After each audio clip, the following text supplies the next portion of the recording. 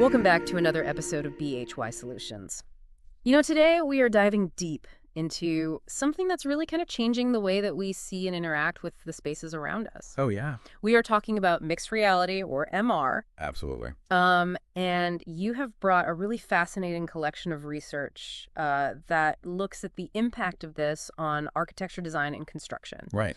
And our mission today is to really cut through all of that technical jargon and get to the core insights. What is MR being used for? Yes. What does it allow people to do that they couldn't do before, and why should anybody care? Yeah. I think those are the critical questions, right? Yeah, absolutely. So we have a really rich set of sources that we're going to be exploring today. Okay. There's a great overview of mixed reality in architecture, design, and construction that kind of lays the groundwork. Okay. There's a really fascinating chapter on augmented reality, specifically in architectural design, and how it can be used to improve collaboration and communication. Yep. We're also going to look at some of the practical applications of augmented reality on construction sites today. Wow. And then finally, we'll look at a piece that explores the use of visualization techniques in general, Okay. including MR for envisioning future cities and also in education. Oh, wow. So this is really comprehensive. Yeah, this will give us kind of a really broad view from the foundational concepts all the way to the implementation. Okay, so let's unpack this a little bit. Sure. So for those of us who maybe aren't as familiar with it, what exactly is mixed reality? Yeah. Because, you hear the term a lot, but how is that defined? Right. So our sources explain that it exists on a spectrum Okay. between the real world that we're in now Right. and full virtual reality. Yeah. Which, you put on a headset and you're completely immersed in a digital world. Right, right. So think of MR as kind of this umbrella term Okay. that encompasses technologies like augmented reality or AR Got it. and augmented virtuality or AV. Yeah. And with AR, you're essentially taking computer-generated information and you're overlaying it onto your view of the real world. Got it. So imagine like walking onto a construction site and seeing the blueprint of the building, floating right in front of you. Yeah, that's cool. In the exact spot where it's going to be built. Yeah, that's a great way to visualize it. Yeah, and AV, on the other hand, is kind of the opposite. Okay. It takes real-world elements and inserts them into a predominantly virtual environment. I see. So you could picture an architect maybe in a virtual model of a building, Okay. but they can see a live video feed of the construction site, embedded in that model. Oh, that's interesting. Yeah, so it's like bringing a piece of the real world into the virtual. I see. Exactly. So that's a great way to visualize it. Yeah, and a key concept here that we need to understand is the reality-virtuality continuum. Reality-virtuality continuum. Yeah, it's a mouthful. Okay. But this framework was developed by Milgram and Colquhoun, and it basically places real environment on one end of the spectrum Okay. and the virtual environment on the other end. Got it. And in between is where we find mixed reality with AR leaning closer to the real and AV leaning closer to the virtual. I see. So it's really useful for understanding these different degrees to which these realities can be blended. So this is the fundamental shift in how we can see and interact with the spaces around us. Absolutely. So what does this mean for fields like architecture, design, and construction, where you're translating these abstract ideas into these physical structures? Yeah, that's a great point. And these fields are, they're always adopting new digital technologies, right? Right. And MR offers really this fundamentally different way to interact with information and collaborate. Okay. And one thing that our first source points out is that as AR becomes, increasingly accessible through things like mobile phones, Right. understanding its applications in architecture is no longer just, about being innovative. Right. It's becoming essential. Absolutely, because it's something that's much more accessible to everyone now. Exactly. So let's get into some specific applications. Okay. How is AR being used in architectural design right now? Yeah. One of the chapters that you shared focuses on collaborative urban design. Right. And how AR can be used to really enhance communication between all the different stakeholders involved. Yeah. And that's key because architectural design is rarely a solo effort, right? Right. You have architects, you have engineers, clients, community members, Right. all these different people involved. Not these different stakeholders. Exactly. And digital tools like MR and AR have the potential to significantly improve that collaborative process Right. by creating a shared visual understanding Okay. that goes beyond those traditional 2D drawings. Right. Or even static 3D models. Right. So it's about bringing everyone together in this shared visual space. Okay, so this is where it gets really interesting. Yeah. One of the studies that you shared describes an experiment using something called Benchworks, which is essentially an AR-enhanced table where users can gather around and discuss design proposals that are overlaid onto the physical tabletop. It's a really cool concept. Right. And it really illustrates how blending the virtual and real can impact these crucial communication aspects. Right. Like where people are looking gaze awareness Right. and their feeling of being present together in the same space. Right. That social presence. And is that important, do you think? Absolutely, because when you're talking about collaborating on a design, Right. especially in architecture, being able to understand where everyone's attention is focused and feeling like you're all truly present in the same space, that can really improve the quality of the discussion and the decisions that are made. I would think so. Yeah. So one of the really fascinating things that I thought about this particular study was the fact that they compared using physical cubes to manipulate the design. Right. Versus using a pen-like device. Yes. And the research indicated that the quote-unquote cube users tended to work more independently in parallel. Yeah, more of a trial and error approach. Versus the pen users that exhibited more turn-taking. Right. Leading to more direct spatial communication and discussion. Yeah, and that's really interesting, right? It is. Because it suggests that the choice of interface in a collaborative AR design environment is not just a matter of personal preference. Right. It can actually shape the way that design teams communicate and approach problem solving. So the interface influences the collaboration. Precisely. Interesting. Yeah, and this really gets to the heart of what makes MR so powerful. Okay. It's not just about the technology itself, right, but about how it influences human behavior and interaction. So true. So they also talk about this term sense of presence. Yeah. And, that's how immersed the users felt in that blended virtual and real environment. Right, and how real it felt to them. Yeah. And they use questionnaires to measure this. They considered things like how much the user's senses were engaged. Oh, interesting. How distracting the real world was. Right. And how realistic the virtual elements felt. So it's almost like they're trying to quantify how convincingly the technology tricks your brain. Exactly. Yeah, it's that idea of, how believable is this mixed reality? Right. And one thing that really contributes to this is that feeling that a virtual object has an appropriate affordance. What does that mean? So affordance is basically the perceived or actual properties of an object that determine how it can be used. Got it. So in a mixed reality environment, if you reach out to touch a virtual object, and it responds in the way you expect it to. Okay. It moves, it gives you feedback, it reinforces that feeling that you're really present in that mixed reality space. Right. So the design of these virtual objects plays a huge role in how believable and how immersive the experience feels. So it's not just about creating something that looks realistic, but it's about making it behave realistically as well. Precisely. Okay, that's really interesting. And they actually use a specific questionnaire. Okay. It was developed originally by Whitmer and Singer. Okay. But it was adapted by Gerhard and his colleagues to specifically measure this subjective feeling of, how involved the users felt. Interesting. With the simulation. Another interesting thing that you pointed out was this concept of orientation within the AR environment. Yeah. We were talking about the AR table and how, users were gathered around it. Right. And some of them specifically asked if they could have a north orientation displayed. That's right. And, it might seem like a minor detail. Yeah. But it really reflects that ingrained familiarity with traditional architectural plans. It makes sense. Right, where north is always at the top. Right. And it's really insightful because it suggests that even in these cutting-edge technologies, respecting those familiar conventions can really improve usability and understanding. Mm-hmm. It's like a point of reference. Exactly. It gives people a sense of grounding and familiarity, even when they're working in this novel mixed reality environment. Interesting. Yeah. So I thought that was a really key takeaway from that study. So let's talk about augmented virtuality. Yes. Which is, you were saying that the virtual environment is primary. Right. But the real world elements are integrated. Right. And this could be something like having a virtual model of a building. Okay.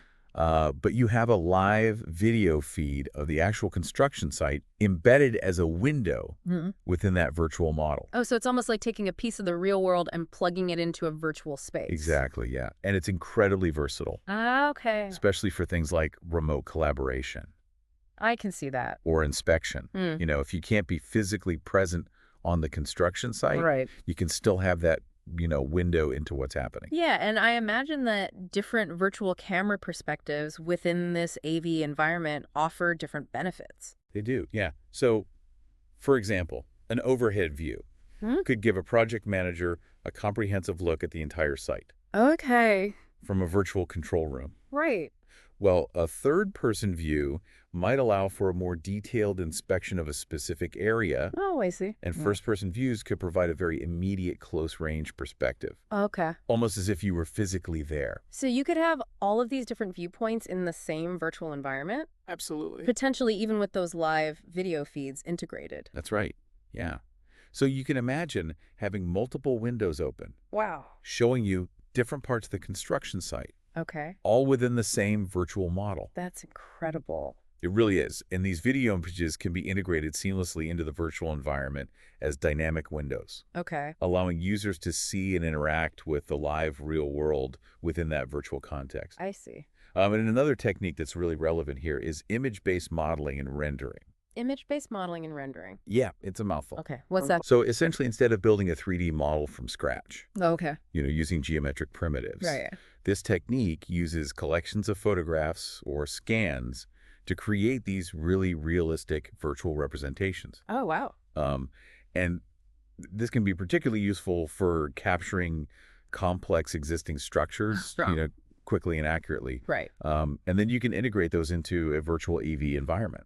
So how is augmented reality making its way onto actual construction sites? Because I imagine that the challenges of using this technology in a dynamic and often unpredictable outdoor environment are quite different from a controlled setting like a lab or something. Yeah, you're absolutely right. The challenges are much different. Yeah.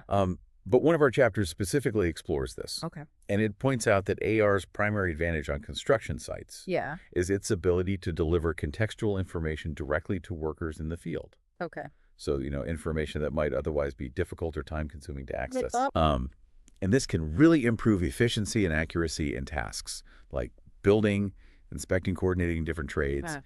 and overall communication on site. So by giving workers real-time information right in their field of view, Exactly. Yep. you're reducing the potential for errors and delays. Absolutely. That's huge. Yeah, and, imagine a construction worker wearing an AR headset, Okay.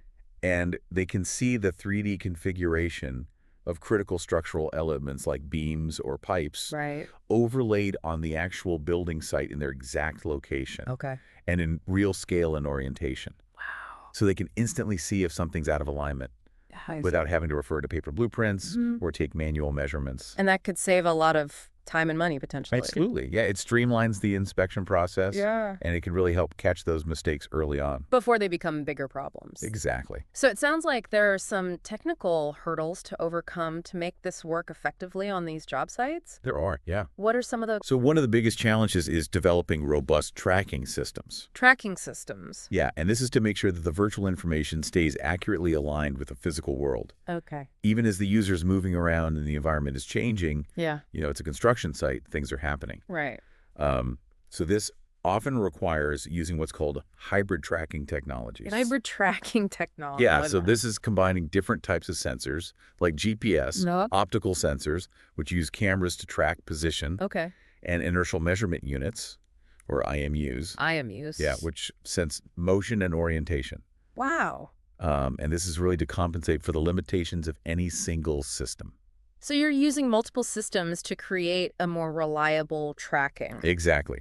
Yeah, because each system has its own strengths and weaknesses. Right. So by combining them, you can get a more robust and accurate result. And calibration accuracy is probably extremely important as well. It is, Yeah. yeah, you're absolutely right. Yeah. You don't want to have the virtual objects misaligned with the physical environment. Exactly. Yeah. Even slight misalignments can make the AR overlays useless Wow. or even misleading. So it's about maintaining that synchronization between the digital and the physical? Right, and that's a major engineering challenge, especially in those dynamic outdoor environments. Right. But, the research is advancing rapidly, Yeah. and we're seeing some really impressive solutions emerging. You also mentioned this concept of distributed augmented reality for visualizing collaborative construction tasks, or DARS-CC. Not very mouthful. DARS-CC. DARS-CC. What is that? So this is a really interesting approach that involves multiple users on a construction site, Okay. each wearing a head-mounted display Okay. that lets them interact with virtual construction equipment and scenarios. Okay. And these are overlaid onto their view of the real environment. I see. And this allows teams to collaboratively check spatial and engineering constraints in the simulated environment before any actual physical construction begins. So it's like a virtual pre-construction walkthrough. Exactly. Yeah. And it can be really helpful for identifying potential clashes or design flaws Right. early on in the process. Saving a lot of time and money. Exactly. Interesting. Yeah. So, instead of having to build something physically and then realize there's a problem, Right. you can do that in a virtual environment Okay. where it's much easier and cheaper to make changes. So are there any kind of cautionary notes about this technology that we should be aware of? Well, yeah, our sources do point out a really important consideration. Okay. When it comes to interface design and MR, Okay. they emphasize that simply adopting existing interface conventions, Yeah. from other digital environments without careful thought Right. can actually lead to confusion. Okay. For example, 3D arrows are commonly used in AR for navigation. Right. But in an automotive environment where physical arrows are already used for turn signals, Right. virtual AR arrows could easily create information overload and misinterpretation. Oh, I see. So it's really important to think about the context Yeah. and design these presentation schemes that are clear, intuitive, and contextually appropriate. Yeah, you wouldn't want your augmented reality navigation system conflicting with real-world signage. Exactly. Yeah. That makes sense. And this really underscores the need for user-centered design in MR applications. Absolutely. Yeah, so, really thinking about the user's needs and the context of use, Right. and designing the interface accordingly. Okay, so let's shift gears a little bit. Okay. You also shared some research on how MR and other advanced visualization techniques are being used to plan for future cities. Yeah. So tell us a little bit about that. Sure. So one example that stood out was the ETH Value Lab. ETH Value Lab. Yeah. Okay. And this is a really interesting tool that's being used to design and understand future urban environments. Okay. It brings together all these different visualization techniques. Including physical models, digital images, interactive simulations, and mixed reality experiences. Wow. So it's a multifaceted approach. It is, yeah. Yeah. And the goal is to engage all the different stakeholders, Okay. from city officials to residents, Right. and make those often abstract concepts of urban planning Yeah. more tangible and understandable for everyone involved. So you're bringing all of these people together Right. and giving them a way to see and interact with these complex plans in a way that they can understand Exactly. and hopefully come to a consensus. Precisely. Okay. So tell us about this application called the Future City Designer. Yeah, so this is within the Value Lab. Okay. And it aims to facilitate shared understanding Okay. and foster collaboration in those cooperative planning processes. Okay. So it allows stakeholders to work together to create visual representations, Okay. like strategy maps, Okay. directly within an interactive MR environment. Wow. So they're not just looking at static plans on paper. They're actually creating and manipulating them in this shared virtual space. And that can really help build consensus and a shared vision. Exactly. Yeah. Yeah, because everyone's involved in the process. Right. They feel ownership over the outcome. So what about MR in education? Particularly in fields like architectural design. Yeah, that's a really exciting area. Yeah. MR has this incredible potential to bridge that gap Okay. between physical models and digital representations. Right. So, traditionally, architecture students have used things like cardboard and foam core Yeah. to build physical models. Right. But those can be time-consuming to create Yeah. and difficult to modify. Right. And then on the other hand, you have digital models, Right. which are easier to create and change, Right. but they lack that physicality and that tangible quality. I see. So MR can bring those two worlds together. Okay. So students and teachers can explore these complex spatial relationships in a much more dynamic and intuitive way. I think. And the immediate feedback and the interactive nature of MR Yeah. really foster a deeper understanding of these architectural concepts. It's almost like having a conversation with the design. It is. Yeah. You're not just looking at it, you're actually interacting with it and getting feedback. Wow. So it's a much more immersive and engaging learning experience. Absolutely. So as we can see, this deep dive has really revealed this dynamic and rapidly evolving landscape where mixed reality is finding all these significant applications across architecture, design, and construction. It really has. And from collaborative design reviews using AR tables Right. to visualizing those underground utilities with mobile phones on a construction site, Oh. to even simulating complex construction tasks with these distributed MR systems. Right. The potential is really huge. Yeah, it is. And the journey from those abstract plans to the physical realities is being completely transformed. It is, yeah, and it's being augmented in a very literal sense Right. by these groundbreaking technologies. Yeah.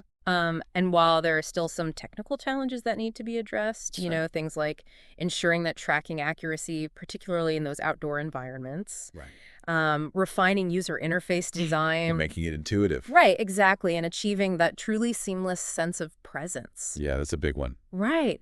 But all of the research and development that you've highlighted really points towards this future where the digital and physical are completely intertwined. Yeah, it's really exciting. And you know what I think is so fascinating about all of this? Yeah. Is that MR isn't just about creating, visually impressive experiences. Right. It's about improving the way that we interact with information. Yeah, and with each other. Right, and how we collaborate throughout the entire life cycle of, a building or an urban space. Exactly, yes, about enhancing those human processes. Yeah, right. And it really makes you think about this question, as these technologies become more accessible and seamlessly integrated into our workflows, how will they ultimately reshape the way that we design and construct the world around us? That's a big question, right? Yeah. And I don't think we have all the answers yet. Yeah. But it's something we definitely need to be thinking about. Absolutely. We've only just scratched the surface here. Right. Each of these specific areas that we've discussed, whether it's collaborative AR, design, the use of mobile AR applications on site, Right. augmented virtuality in construction oversight, or MR in education. Right. All of those could be deep dives in themselves. Oh, yeah, absolutely. But, I hope this overview has given our listeners a good understanding of the current landscape. I think so. And maybe spark some, aha moments about the power of MR. Yeah. And we encourage our listeners, to explore some of the specific research projects and applications that we've mentioned. Yeah. Things like the Benchwork system, the Nokia MRA project, which was in one of our source materials. Okay. Or the ETH Value Lab. Yeah.